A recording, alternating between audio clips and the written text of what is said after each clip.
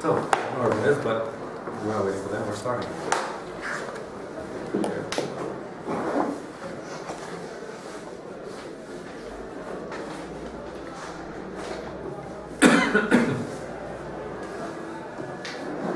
Okay. So, we're holding the Dalet. We said that base is the Ani eating his bread and salt at night, and the Kohen standing on his shoulders saying Kriya Shema, and the Gimel was 3 camels inside a churva, inside a ruin. The first carrying a lion and a dove, the second carrying Leo Hanavi, and the third carrying David HaMelech. Now we're on the Dalet, on Aleph. We are on line 29. We left off with David HaMelech saying how he was a chassid, and I spoke out the Kriya Shema there, that I saw from the article footnote, that David HaMelech wanted to distinguish himself from the Shmuel Navi's imprecation that he'll be tied in with the rest of the people who made the mistake of wanting a Navi like all the Goyim. Well, he wanted a king like all the Goyim, and so David HaMelech wanted to say he's not like all the Goyim, he's a chassid, meaning he goes above and beyond the letters of the law. That's what he said Chassidus is. And then we had 2 versions of what he focused on: either that he got up 8 hours early to learn, or that he spent his time with his hands dirty trying to be mater isha l'bayla.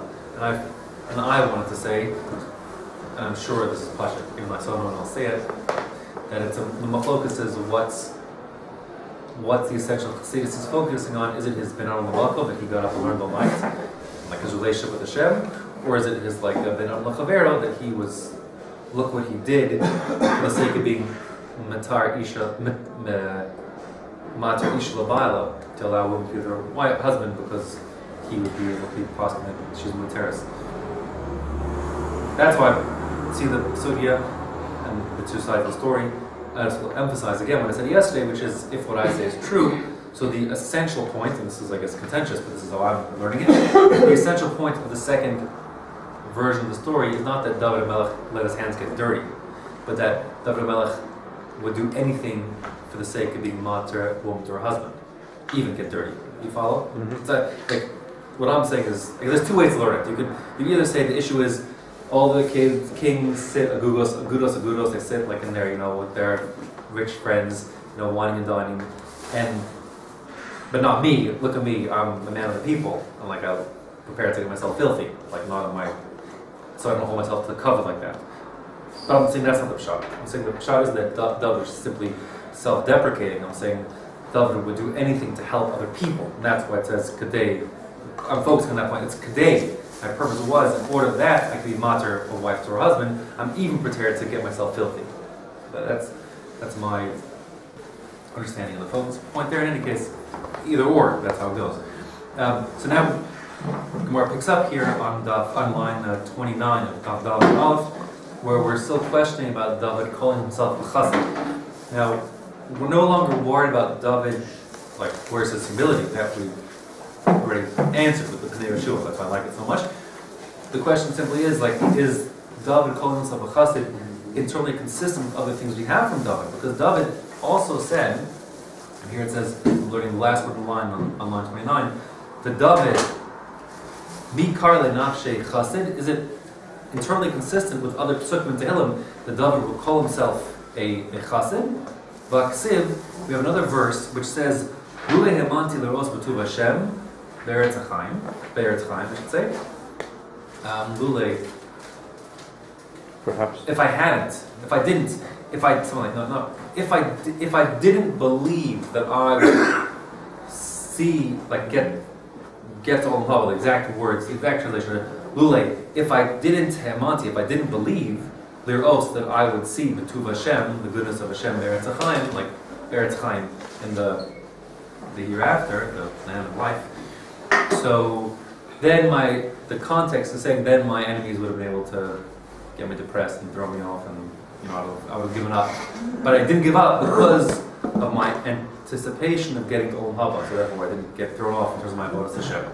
So the point is, the word lule means, like, if it were not for the fact that I believed. Vetana, and there's a brisa on that verse, Mishmei Rabbi Yossi, that says Lama Nikud al Lulei. When our tradition is that the word Lulei, if it weren't for the fact that, has Nikudot, has two dots over it. And whenever you have dots, there's certain words in Tanakh have a Masorah, we have dots over them. The dots actually don't appear in the if you like open up like a Sefer Torah, you won't see the dots. You won't see the dots. The same as the old words in the Sefer Torah with dots. Well, this is a. Yeah, there are. Sure. Well, these. Well, I don't think these dots. This is actually not Sefer Torah. This is a. It's Tehillim. But I don't know if you do see the dots in the writing of the Tehillim, in the writing of the Klav. Okay, I stand to be corrected. I thought the dots are not being shown up here. The dots only in the Surah, like with I was actually called up and I saw that they had one dot too many, and I asked the Sofer and he told me that Rav Moshe puzzles the Sefer Torah because it's got that extra dot. So there are words where okay, but I can show you tomorrow. We're not exactly communicating yet. I'm not talking about that. I mean, I'm not. That what you're saying is maybe true. It is true, but I'm saying I'm not. I'm talking. This isn't a Sefer Torah. This is a Klav from Tehillim. I'm not sure. I stand to correct it, but I'm not sure that they put these dots on the Redule in the Klav. In the Tehillim. In the Tehillim. In the Tehillim. Okay, I misunderstood. But maybe they do. Maybe they do. I'm not. You don't see Klavs of Tehillim every day, although they have them. They have them in the Klav, right? So maybe they do. Okay, but either they do or they don't. They're definitely tradition the dots go over it. I thought these dots were just like trope dots. Maybe you're wrong. Maybe straight up they're dots, and then that's the thing you have to write with. If you write it, tell them I don't know. Okay, but there are dots there whenever they appear. The dots appear, and when you have dots, like you have dots in other words, from time to time in the Sefer Torah and other places in Tanakh, the dots signify that the word isn't quite as true as it seems on the surface level. It's something not quite just like that, whatever that is. So here, the Bryce is going to say there are dots over Lulei, which means like if I hadn't believed, I would get to see the Olam Haba, which suggests that David wasn't 100% sure he actually did believe that he would get there. That's where we're going with this. So again, it says Tana Shmei Rabbi Yossi Lama Nikud Al Lulei. What are those dots? The two dots of the Lam and Aleph. What are they doing over in that word Lulei? What are they signifying? Amar David L'fnei Kadosh Baruch Hu. David was saying, Ribono Shalom, Muftach Ani Bach. Look, for sure I believe, I trust in you. She'atim Misham Schar Tov L'Tzadikim Las Lavo, that you will give, reward to the righteous in the future. And Las Lavo in Shemaim, whatever. Olam Haba, let's call it. Of course, David Melech believed that. He just, I'm just not sure if I'll get there. So, this Bryce is saying that the dots of Lulei are telling you that David wasn't totally convinced. Like it says, if I didn't believe I was going to get there, and that's suggesting David actually wasn't 100% sure he was going to get there. So, why would he not be sure of that? But David Melech certainly was a chassid, like elsewhere. So the answer is Shem Yigrom Machet, which literally means perhaps he will lose it because that loss will be caused through Yigrom will be caused by a hate of a sin. Meaning David Melech says, so to speak, something like, I know right now I'd be worthy to get there. But, like, who says I will be by the time that I might lose it between now and then. Yigrom is actually in the present tense, which is interesting, right? But at any given moment, so to speak, I could do something wrong, which could cause me to forfeit my Olam Haba. So if that's the case, David Melech is like very tenuous in his confidence about there being him getting to Olam Haba. It sort of seems unlikely. That's how we understand the Lulei. So then it seems inconsistent, incongruous that he would also call himself Lo Chassid Ani. Am I not like over and above? It just doesn't make sense. Which one is it? So therefore we answer, well, David Melech did perceive himself as a chassid at the time he said Lo Chassid Ani. But when he said Lulei, he was saying, well, even though I'm a chassid now, I might lose it later. Again, I should speak out though, but I hope it's obvious, which is, he's not saying the chassid and the Lulei in the same thought or sentence, for all I know they were 20 years apart. I don't know when they were, I'm sure someone else will, I don't know when the two historical things happened, into the two different psukim, but the point is, David Melech knew he was a chassid at the time he said it, because he knew. But that doesn't mean he was convinced that by the time that they arrived for him to get his Chachomim Haba, that he wouldn't have done something else to jeopardize his getting Olam Haba. So we don't know if this was before Bat Sheva or after. I just don't know. I'm sure Somebody it's no. That's like I just don't know to know what's going on there. Someone told me yesterday. Berenstein told me that Rav Haber gives a shiur 15 minutes every day on the on Tehillim and like the historical background. So Rav Haber sure would know. It's like not that it's not. No one just. I just don't know. In any case, so again, so our question and answer. Our question was, why would David HaMelech say he's a chassid? We see the implication from the Lulei that he wasn't so convinced he was going to get to Olam Haba. The answer is, well, he was convinced he was a chassid now, just wasn't sure if he would get to Olam Haba later, because something something bad could happen in the middle between when he's a chassid now and when he gets to Olam Haba. So now we're going to have a source to prove this idea of Shema Yigrom Machet, that there's such a phenomenon. Kid Rabbi Yaakov Bar Idi, the Amar Rabbi Yaakov Bar Idi, Rami Ksiv, Rabbi Yaakov Bar Idi, we're on line 34. He contrasted two, when Rami threw one against the other, he contrasted two verses.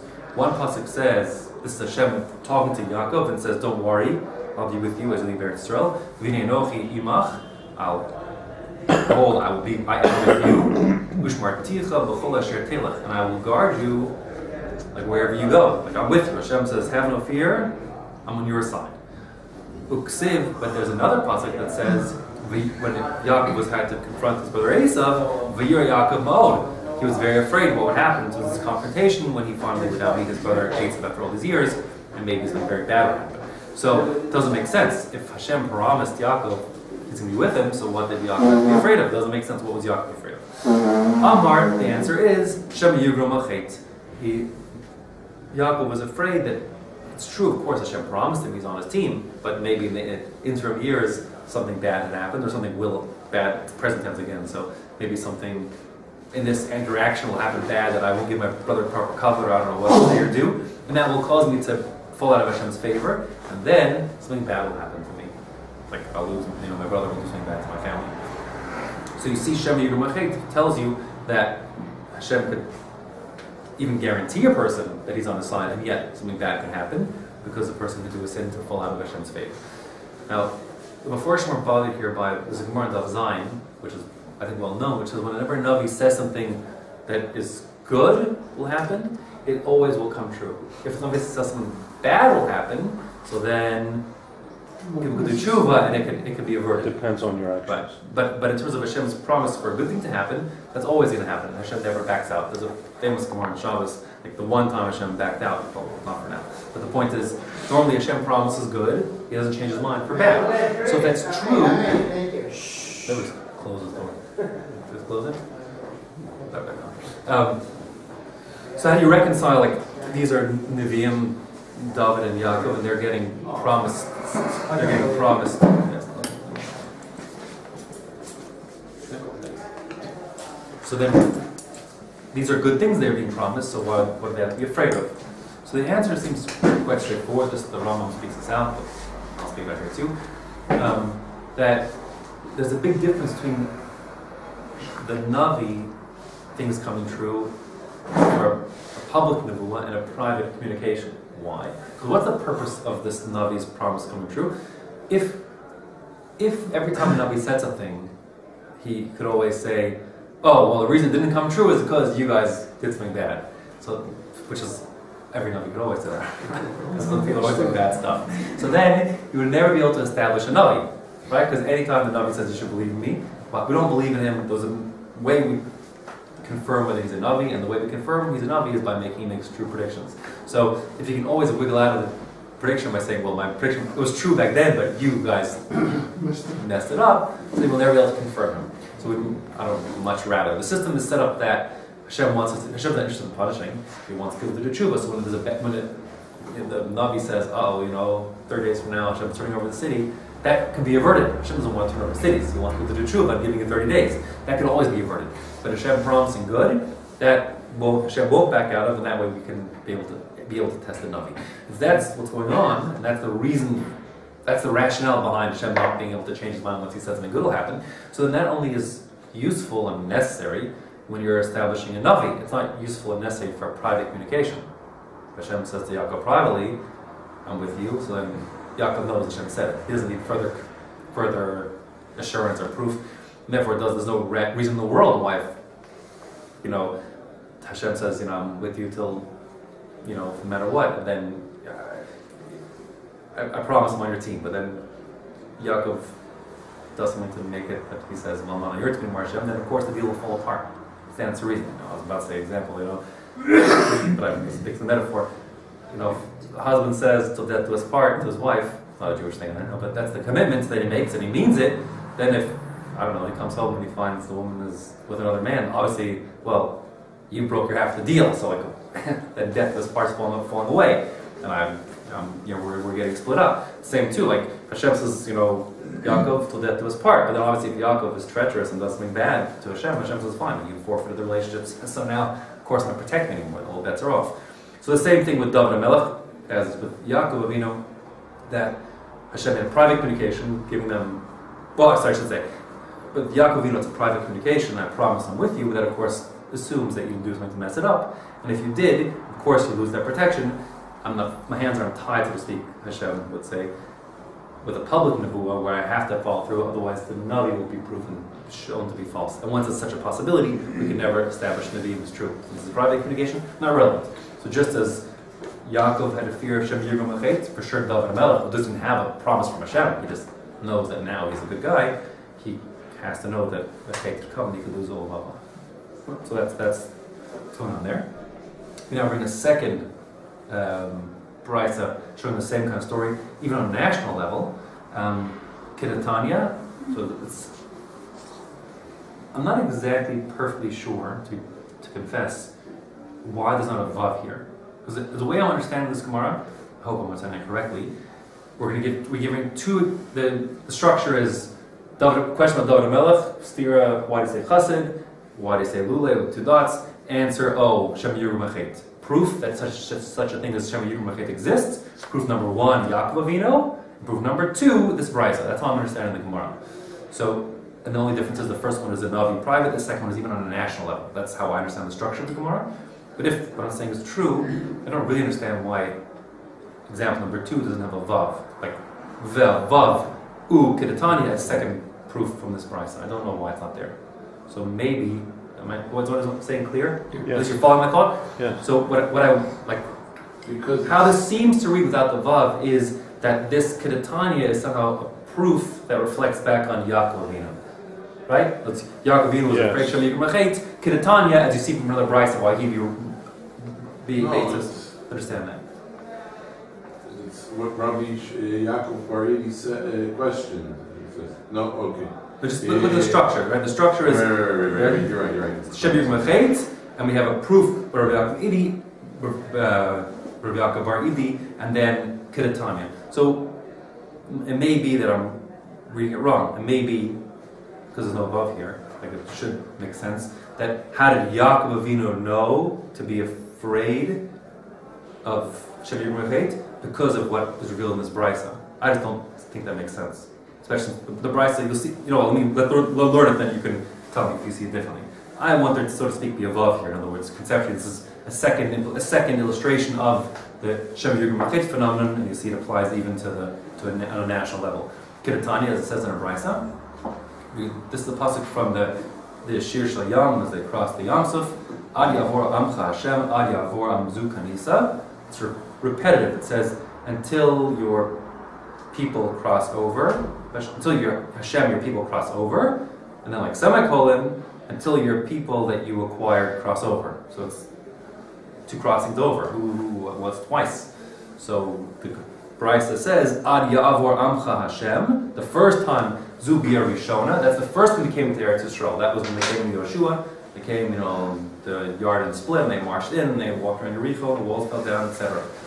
So, Ad Yavor Amzu Kanisa, until this nation you acquired passes, the second time in the verse, Zu Bia Shnia. That's a reference to the second time they came to Eretz Yisrael. That was when they came back with Ezra, in the beginning of Vayeshedim, leaving Persia.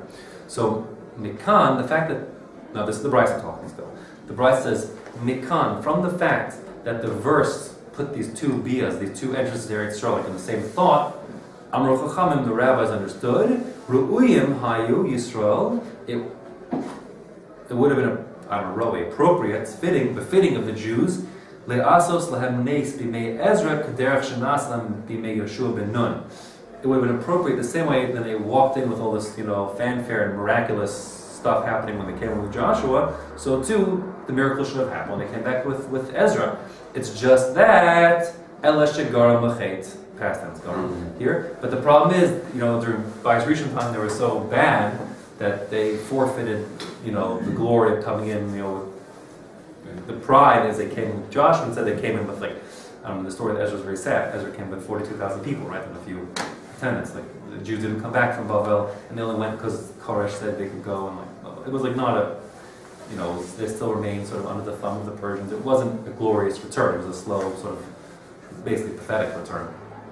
So the point is that the pasuk from the Shir Shayam suggests that both entries to Eretz Yisrael should be done with great pomp and circumstance, and Hashem being revealed and miraculous events happening. And yet, no, the first time it did happen with Joshua, the second time it didn't happen with Ezra. Why not? Despite the fact that the pasuk said so, because Gara Machet, because they just didn't deserve it anymore, so they lost what they were promised. I don't see how that could really be something that Yaakov Avinu could have learned from, because it happened before Yaakov Avinu. It happened after Yaakov Avinu. So how could Yaakov Avinu? That's why I'm reading the Gemorah as I'm saying. I'll say it again one more time. That it's two different illustrations of Shema Gar Machet. One's on a personal level, a private nevuah to Yaakov, and one's on a national level.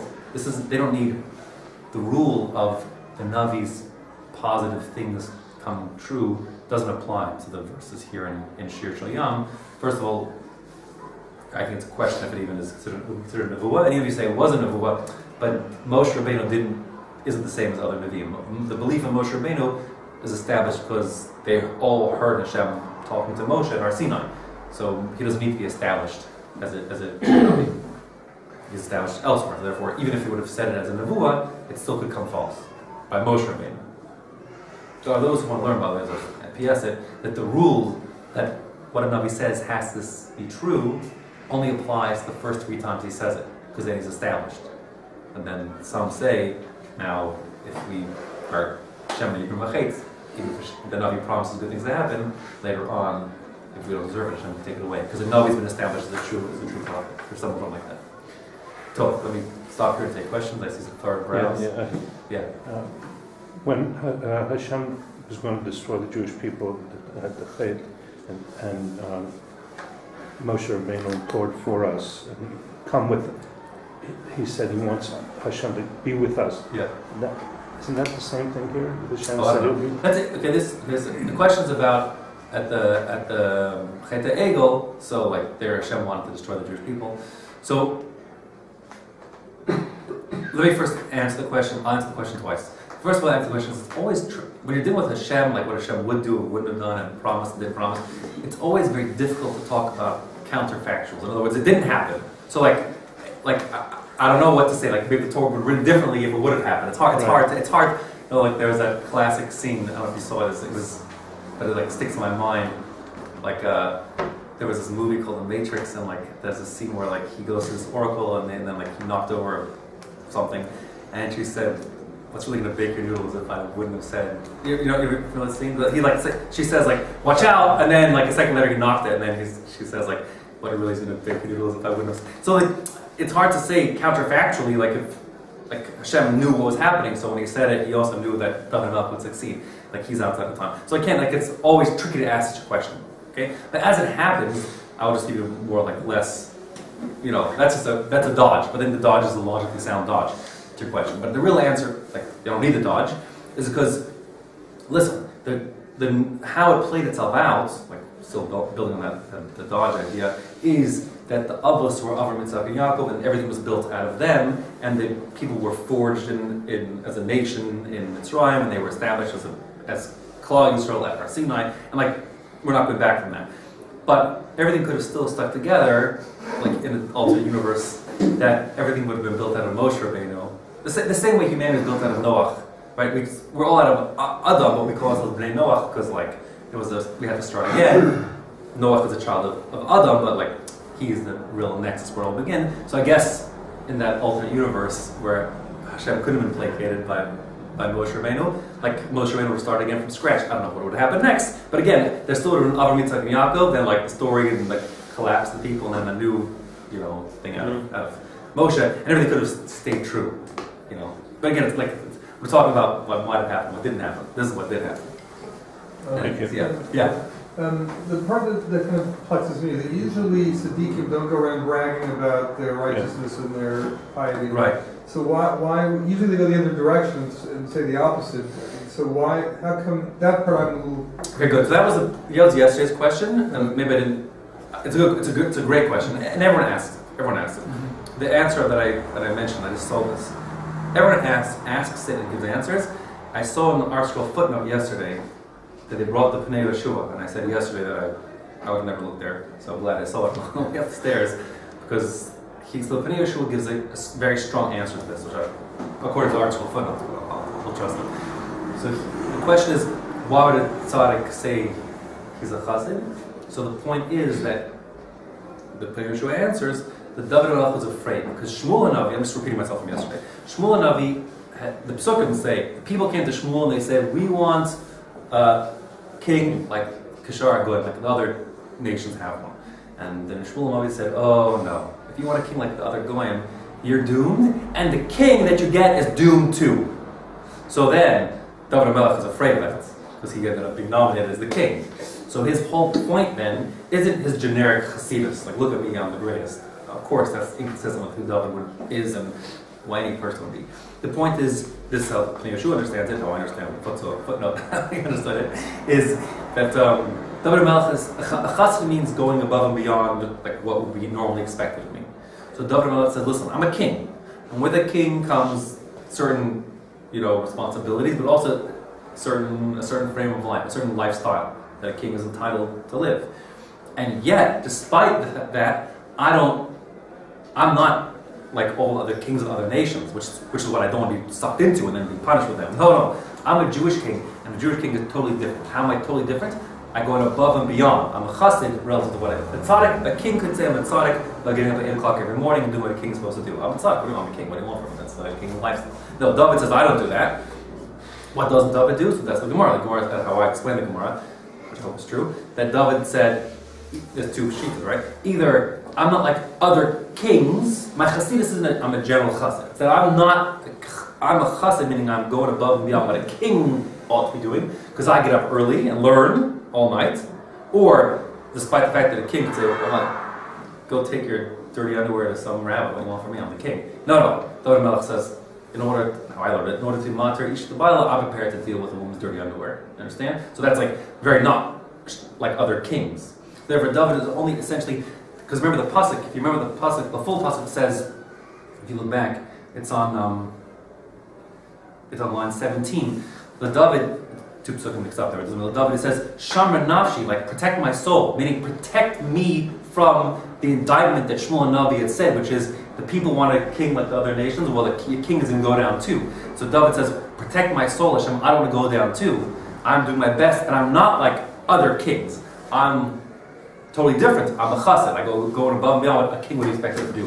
One of those two ways. That's David's only saying, I'm not like other kings. I'm a chassid in that regard, not I'm a generic chassid. So it's a defense argument. It's a defense argument, yeah. Like opportunity knocked, and David didn't ask to be king. Like Shmuel came and picked him out. Said, you're it. So David HaMelech says, okay, like whatever Hashem says, you're Hashem's love, I'll do. But I don't want to go down in flames because of that. So Hashem, she prays to Hashem, Shomer Nafshi, protect me from this indictment. And look, I'm not like other kings. I'm a above and beyond the level of king. Very good. Not that I'm a generic chassid, but because I'm a good guy. That was yesterday's discussion. Your question, like what kind of chassid says on a chassid? It's like right. But today's question is more technical, which is how good David. I'm sure there are lots of kings who think they're chassidim, like most people think they're chassidim. That the Torah could accept, but David himself said lulei with dots over it, meaning David himself wasn't convinced he was going to get to Olam Haba, so he didn't think he was a chassid. technically, which one is it? Does David think he's a chassid, or does David think his whole Olam Haba is in jeopardy? And then I answered, well, David Melech knew that he was going to go to Olam Haba then, but maybe not anymore, because tomorrow's not battle then. Yeah? Good. Yeah, other questions? Sure. Cool. Okay, good. So, with that, we are at the very bottom of the Amud, the Aleph, there's the two dots there, second to last line. And Vacham, with the Gemorah's convention, I don't know, the printer's convention, I should say, I don't know if it's how old it is that if they're going to quote something from the Mishnah, they usually offset a bit of the quote, like colons in the sign. So here it's colon, Chacham, Vacham, Ad Chatzos, and colon. That just means like we're re-quoting. So it's like a heads up. I think that's just something that was added later on as like a cliteris, as like a headline for you, because there's no other punctuation. I mean, no, I don't know what its origins. And there is a no. Yeah, that's just because it's a direct quote. It's a direct quote. Yeah. So that's all. So now we're going back to our Mishnah. Like we've had a, long digression, but now back to the point, which is we said the Gemara is here to think about the Mishnah, and that's what Talmud is. So now we're back to that. Now what I'm about to say, I'm going to ask you a rhetorical question, or whatever, some rhetorical questions. I want you to think. I want you to think, because that's the agenda of Talmud here. We're back to thinking. But don't blurt out the answer. Okay? If you blurt out the answer, then that will impede everyone else's ability to think. I want you to think about it. So our Mishnah had said, we're thinking about the Mishnah, that's what Talmud is doing. The Mishnah said, Me'emasai Kurin, back to Daf Beis Amud, just to review it for a second. Me'emasai Kurin is Shema Ba'arvin. When do we say Shema in the evening? Mishash Kurin Echlas Nechel B'Tramasan, from 3 stars coming out. And then we had Atzof Hashmura Rishona, the end time is at the end of the first watch, according to Eliezer. Chacham Omer Chatzos, the Chacham say till midnight, and Rabbi Gamlielon Omer Ad She'alat Amud Shachar, until dawn. So we have 3 shittas here. First third of the night, midnight, and dawn. Okay, let me put it on the board here.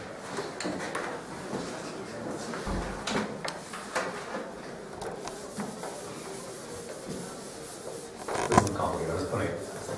So we have sheet number 1.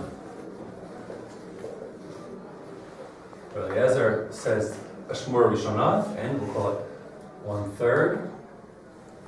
I'll call it 10 p.m. if that makes it more intuitive to you. 10 p.m. on our 6 to 6 story. The second shita is the Chachomim. So you call the rabbis in English. Okay, the rabbis who say 1/2 of the night, 12 midnight. And the third shita is Rabbi Gamlielon, who says you have the whole night, I guess. We'll call it 6 a.m. Yeah. Okay? Something like that, okay? So, 3 shitas here. Now, I'm going to now ask a question which I want you to think about. A series of questions, but I don't blurt out answers. I want everyone to think about it on their own. Okay, that's the exercise we're doing here. So it says, Chachomim kaman svirlahu. Who do the rabbis agree with? Who do they reason with? Now, Ik Rabbi Eliezer, svirlahu, if they hold like Rabbi Eliezer, Lemrik Rabbi Eliezer, let them say Rabbi Eliezer, she can say, till the first third of the night. The Ik Rabbi Gamliel, svirlahu, Lemrik Rabbi Gamliel. If they hold like Rabbi Gamliel, let them say like Rabbi Gamliel. So here's the question you always have to think about for a second, which is, don't answer anything. I'm asking questions, which I want you to answer in your head, but not out loud. Like, what kind of question is this? The rabbis obviously don't hold like Rabbi Eliezer or like Rabbi Gamliel, hence they have the third opinion. And what is the Gemorah is obviously assuming something. It's assuming that they have to agree with one or the other, and therefore they should have said like 1 or like 3. Why did they say like don't cheat the 2? But the question is like, what are you talking about? It's a machlokas, 3-way machlokas. What does that mean? Why does the Gemorah think it's obvious that they must agree with 1 and 3? You never see it elsewhere. Something's not. If you don't understand what the Gemorah is doing, this line of the Gemorah makes no sense. So that the process of learning Gemorah is like the questions have to make sense, and then once you understand the question, you understand the answer. Here, the question ostensibly makes no sense. Like, what is it presupposing that they must agree with Rabbi Eliezer or Rabbi Gamliel? The answer is no. They have their own opinion. What is it supposed to mean? So that's the question. Do I answer the question? Should I propose an answer? Or no. That's what I don't want you to do. I want everyone to think. If you recall back to what we discussed in the when we learn the Mishnah, then you will, if you think about it, it will become obvious to you, but you need to think about that for a second. So I want people to think about it.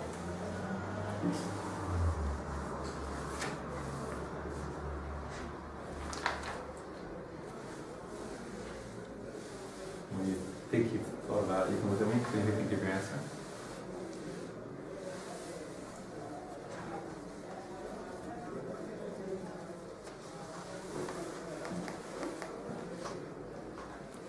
Yeah?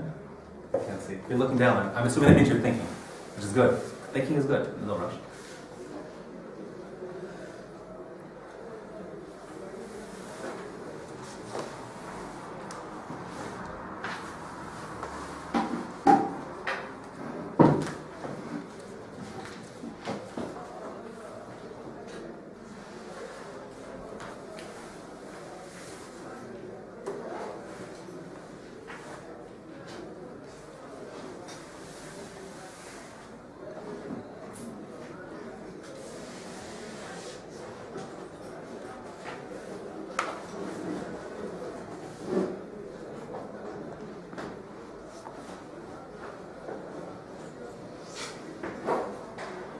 Okay, so at the risk of anyone falling asleep here, we'll stop now.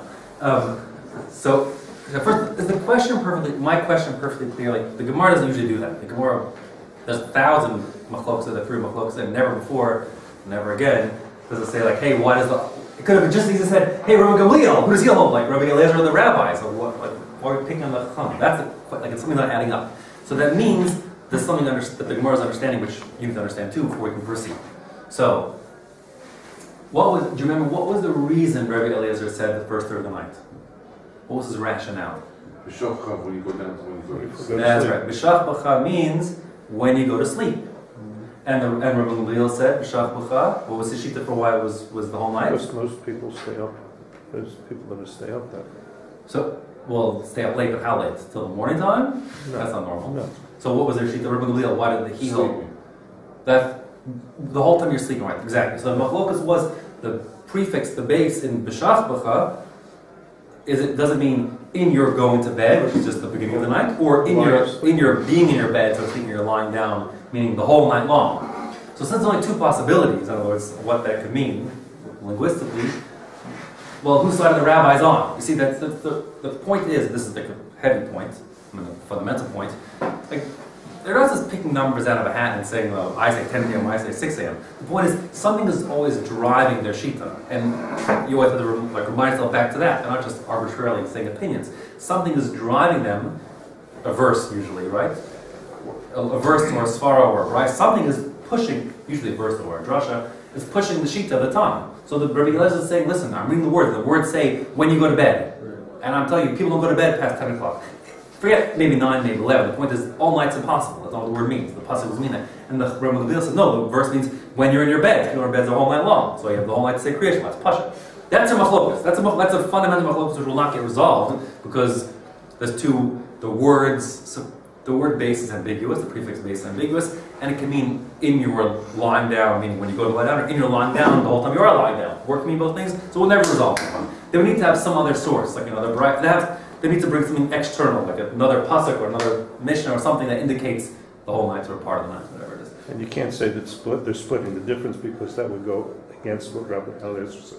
Well, the question is, what the rabbis, they have the same verse. Presumably there's not a third, there's nothing that would suggest in the verse half the night.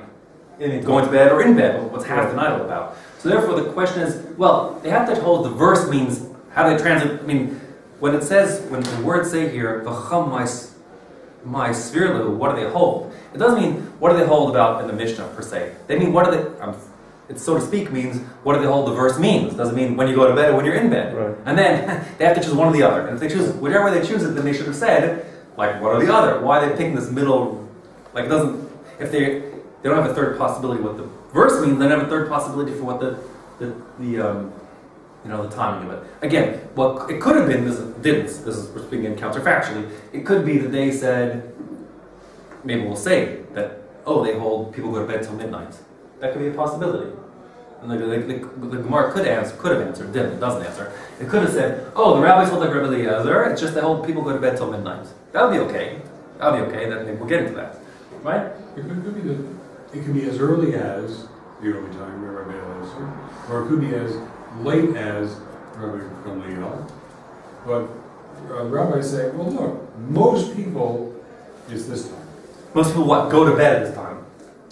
Right, so you're forced to say. Lay down. So Lay down to go to bed. right, okay, so yeah, that could be the answer. We haven't gone to the answer, but the question is the question, which is, if the only two possibilities I understand the verse, like why they're making a third sheaf out of nowhere.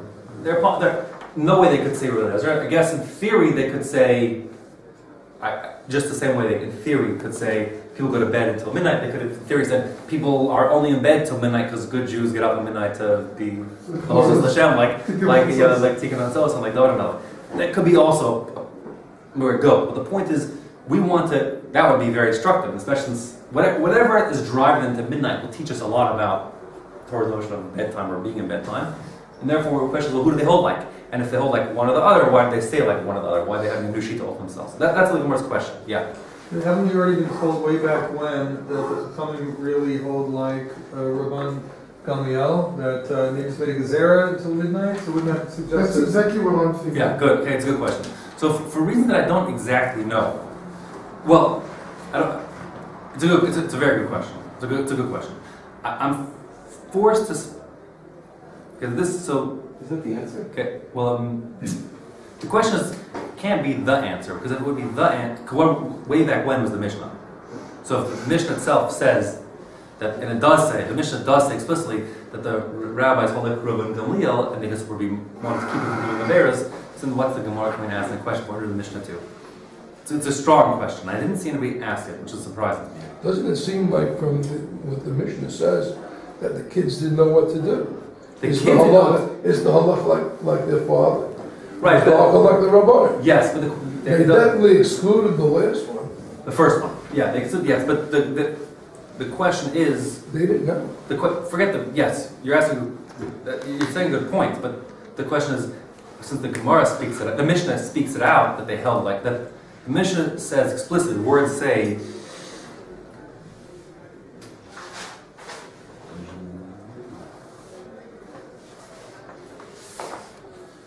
They wouldn't have asked the question. All the Mishnah actually says the exact is, he says, you have until the dawn, implicitly because they agree with me, right?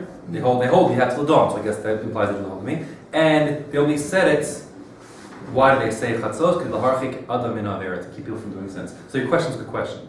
It's a good question. The Mishnah itself said it. And you will see your question stays a good question, not just the question, but the answer, because the answer is going to say, oh, it's Kedil Harchik Adam in Avera. So I think, I didn't see anybody ask this question on that, so I'm speculating. Because I don't have a definitive answer that, like I saw someone say. But to me, I think what must be understood here is, just because, like there's a three machlokas here, and Rabban Gamliel says the rabbis agree with me. But like, who says that Rabban Gamliel is right, the rabbi? Of course Rabban Gamliel says the rabbis agree with him. But like, who says they agree with him? You follow me? Let me speak out again. All we have here, there's a machlokas and then a period. There actually literally is a period in your Gemorah, but this conceptual period. Then we have Maisa. Once upon a time it happened, and it's like a whole new story, a new page, a new paragraph, and it says, the boys asked their father, Rabbi Gamliel, what halacha is, like you were Rabbi Gamliel, or the Chacham, and he says, oh, the Chacham, they agree with me. That's what the story says. And the only reason they said that is to keep people doing Averas. So like, I'm not sure if the fact that, this is Joel Platt speculating, but I don't know how it's done in the Gemorah, that it must be the Gemorah's understanding that Rabbi Gamliel's attestation of Rabbi agree with him doesn't carry all that much weight, because like he's like the other, he's the other side of the story. It's a machlokas between him and Rabbi Eliezer, right. And he's saying the rabbis agree with me, but like, of course he says that. That's my best answer. I don't know if what I'm saying is true. I hope it's true, because like, if you would say it to me, I could give you a counter argument, which is like, well, the Mishnah recorded it, didn't it? And Rabbi Gamliel's not here to lie to us. So like, but because you understand, that's why it's not a great, compelling answer. But I think you have to say that. I haven't got a better answer, anyways. Because why? Because the question is the question. Like, what kind of question always is it? Look at the answer. The answer is the same. The answer doesn't make sense if you have a Mishnah in front of you. Because look at the answer in the Gemorah. La'olam, the Gemorah answers. Really, Rabbi Gamliel Sfir Lahu. They hold like Rabbi Gamliel that you have the whole night. The only reason they said till midnight is to keep people from doing Averas, that's what the Mishnah said, right? So that's why I feel the fact that the Gemorah is repeating that idea, must be because Rabbi Gamliel alone, saying on his authority is enough authority to say it's true, since he's a bar plukta, since he's the guy in the fight. You're asking a great question. You're asking a great question. And I'm giving you my answer, because I don't think there is a better answer. I don't have a better answer, I should say. Maybe the idea is just for the next part of it. Where did the Rabban learn it? Meaning they say the reason why is because Kidel Harchek, but where they're learning it from is from, where they come with the concept? From a specific example, maybe. It's all an introduction to the Ketanya, like bringing a raya to it. Not just Stam. Well, there's a big machlokas in the Rishonim now, exactly what this Bryce is actually doing, what it's even saying. Because look, I have nothing more to say. I mean, you can think about it on your own. I don't think your point is. I'm not dismissing your point. I'm saying, but there are no other point on the table. So let's look on and see this Kidatanya, because it's like what this is doing now is a little complicated, and perhaps maybe some learn it that way, and that would be consistent. Look at the word say. Kidatanya, we have a brisa. Now, again, your enemy is, I told you already, is pronouns. So, Kidatanya, the Dalid is a demonstrative pronoun. It means like that. Kidatanya means like that we learned in a brisa. What's like that we learned in a brisa? What are we proving with this? What does it come to say? So, here's the brisa. We'll have to figure out what it's actually coming to say. It says, Chachomim asu siyag d'vreihem. The rabbis made a fence for their words. So again, now, their words is once again the pronoun here. Which words are we talking about? Are we talking about the words of saying it by chatzos? Are we saying it about something else? Because look what it says here. Why? They made a fence around their words, kadei, so that shlo yehei adam ba min asada, a person shouldn't come in from the field, like after a hard day's work, be'erev, va'omer elech lebeisi, I'll go home, va'ochel kima, I'll eat a little bit, ve'eshte kima, I'll drink a little bit, ve'ishin kima, I'll take a little nap, va'achar kach, and after my eating and sleeping and napping, ekra Kriya Shema v'espal, I'll get up and I'll say Kriya Shema and I'll daven. Let's skip it. Yeah, because the point is, because it's exactly fear. V'chotafto sheina, you know what's going to happen. Sleep will grab a hold of him till the morning time. V'nimtza, and it will turn out, Yashin kol halayla, he slept the whole night long. Like once you've eaten and drunk and taken a nap, like nothing will happen next, you're out. So, aval, rather, what a person should do, says the rabbis, all in the brisa. Adam ba min asada, a person should come home from work at night, be'erev, nichnas lebeisa knesses, he should go to shul first. First up, imraga likros koreh, if he is able to read, read koreh is the verb to read psukim. Let him read his, shmat shnai mikra, let him read psukim. V'imraga lishnos, if he can do better than that, if he actually can learn mishnayos, shona means like repeat from memory, so then shona, let him learn his mishnayos. The Korah Kriya Shema, once, because he's buying time, remember, because the presumption is he's coming home from the fields, it's not pitch black yet. It's like, and the night hasn't, it's the sun sets, so he goes home, right? But until Nacht comes, you need 30 minutes, whatever the story is. So he's now, it's not time to Kriya Shema, because the 3 stars haven't come up yet. So because of that, he's learning, and then, V'kor Kriya Shema, once the time comes, he'll say Kriya Shema, Mispali, he'll daven, and then, V'ochel Pito Mavarach, he'll eat his dinner, his bread literally, and he'll make berachas mazon. Period. That's like the proper surah of the evening, how it ought to be, says the rabbis. Whoever doesn't fulfill the words of the rabbis, he deserves to die. We'll discuss that end of brisa. That we'll discuss tomorrow, because we haven't got time for that, like what's that all about. But let's focus on the first part here, since you asked the question. It's not exactly clear, like, it says, the bride started, the Chachomim made a fence around their words. So what are the words we're talking, that a person shouldn't go home and eat first, he should go straight to shul and say Kriya Shema first. So it's not clear exactly what the issue is. Is the issue that the rabbi said, when night comes into Kriya Shema, first thing first? And that's the Durabanan. The Durabanan is, lest you miss saying Kriya Shema, and say by Chatzos, Bonagid, you might fall asleep. That's the Durabanan is by Chatzos. And the Siyag to their Divreihem is say Kriya Shema right away. First thing first, that's the way Jews do it, like Zrizim Makdimin style. First thing first. That's how the Rif learns, for example. Then there's another way of saying, oh, no, it's just an Isser against eating and drinking and sleeping before you say Kriya Shema. If you're not going to eat or drink or sleep, no one said you have to say Kriya Shema at 6:00. But the point is, you can't eat until you say Kriya Shema. And that's the siyag. The point is, if you can't eat or drink or sleep, you'll be forced to say Kriya Shema by midnight because you're going to get hungry. Well, didn't they get around that? Well, they still were in the field. I don't know where you're going, but let's just at least get this sheet. Like this sheet is. Okay. So we're in the middle of the thought. It's complicated. So one possibility is that the Rabbanan is say Kriya Shema at the stroke of 3 stars, lest you come to miss the midnight deadline. The second read is Machlokas Rishonim is no, like this is like Rabbeinu Yonah. He says no, it's that you can't eat or drink or sleep until you say Kriya Shema. But no one said 6:00 on the dot. They just said don't eat, and that'll force you. Like Havdalah, just maybe you're familiar with that. Havdalah, no one said you have to make Havdalah the second anything, but you're not going to be eating until then, so that will force your hand to get Havdalah going. We're not going to forget Havdalah because you can't eat. Same kind of thing, so no eating, sleeping.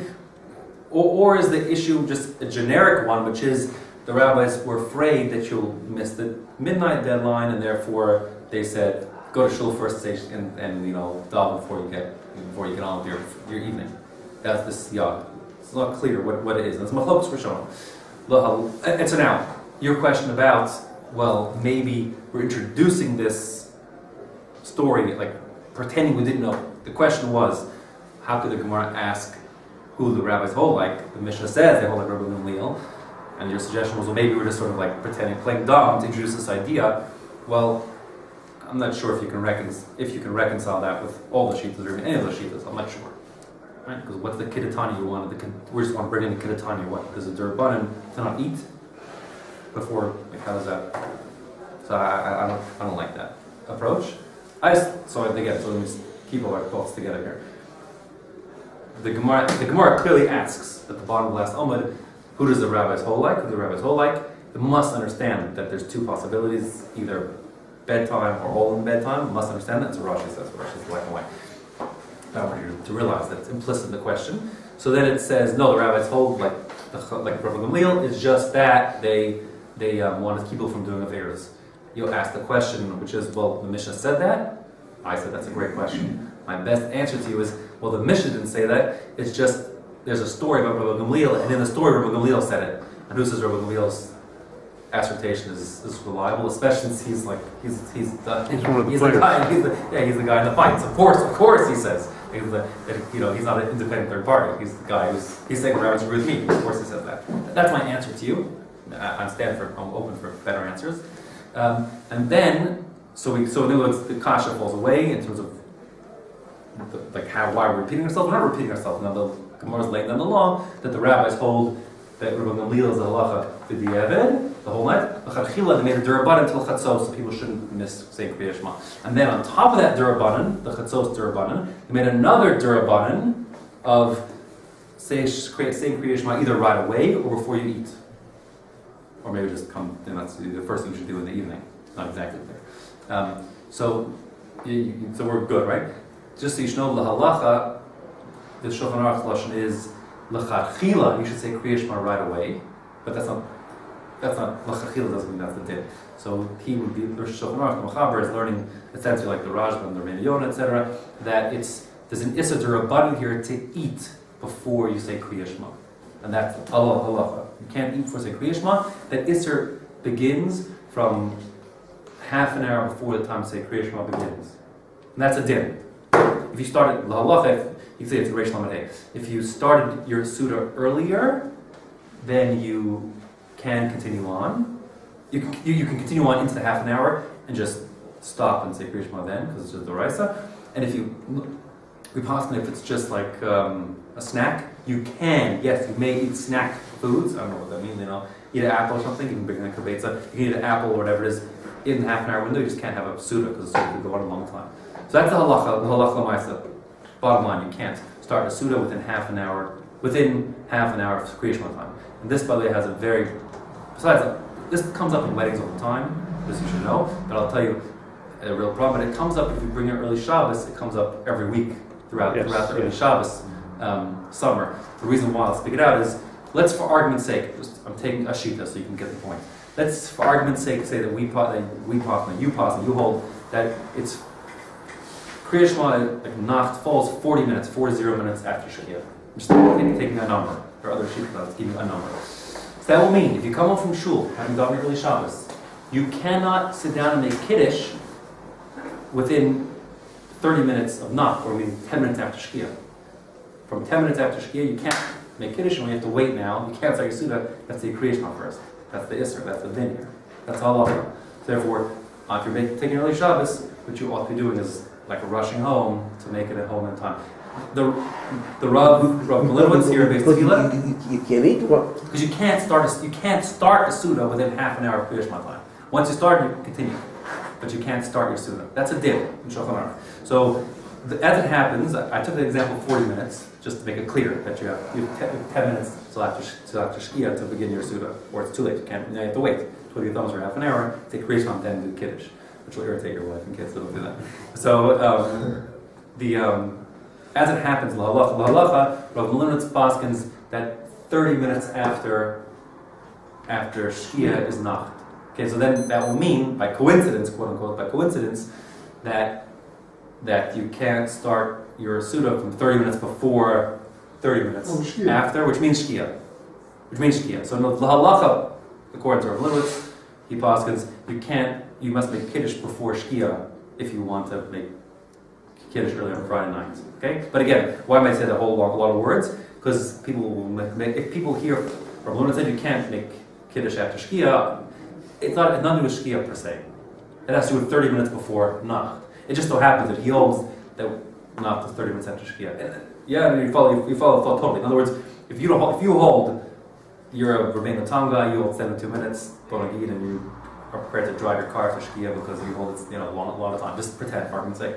So then your din would be 42 minutes after Shkia is now the cutoff point, the halacha about starting a Suda, which is making Kiddush or starting a Suda on Friday night. So that's just bottom line the halacha. This that comes out. I'm only saying this whole story because this comes out of this piece here. We paskin like the Raja Rabbeinu Yonah that you cannot. This siyag the rabbis made is you may not start a Suda within half an hour of the time to say Kriya Shema, which is 30 minutes before 3 stars coming out, whenever that is. La halacha, same with weddings, same with which happens also, and without saying Kriya Shema first. That's a din. That's a din that comes out. What's the problem with weddings? We're saying weddings it just often happens that weddings they want to get married before Shkia, so they make the chop before Shkia. Then they sit you down and start washing up bread, and you look at your clock, and it's 27 minutes until it says. So really make her dead, and you're not supposed to start too soon now. You have to leave on the wait. That's a din. I see people ignoring it left, right, and center, but that doesn't change that. That's a din. If Rabbi Gamlielon can say that the Chachomim say like me, and Rabbi Eliezer, couldn't he just disagree with it? He could have thrown it, exactly. He didn't disagree with it, so he must have agreed that. Well, I don't know, because it's hard to know. It's a story. The story could happen. In other words, everyone knows these opinions linger about Rabbi Eliezer and Rabbi Gamlielon. For argument's sake, could have lived in different generations. They didn't. Right. But I'm saying the Rabbi Gamlielon story is a story that happened once upon a time. That was why I took it back, because it sounds facetious, but I did say, it's a once upon a time. It happened that the boys asked Rabbi Gamlielon. He said, the rabbis hold like me. There's no problem. Right. Maybe really does. The boys say the rabbis hold like me. Yeah. For all we know, we don't know. Right. That's just my terrace to this obvious question. Okay. Yeah. I thought there was a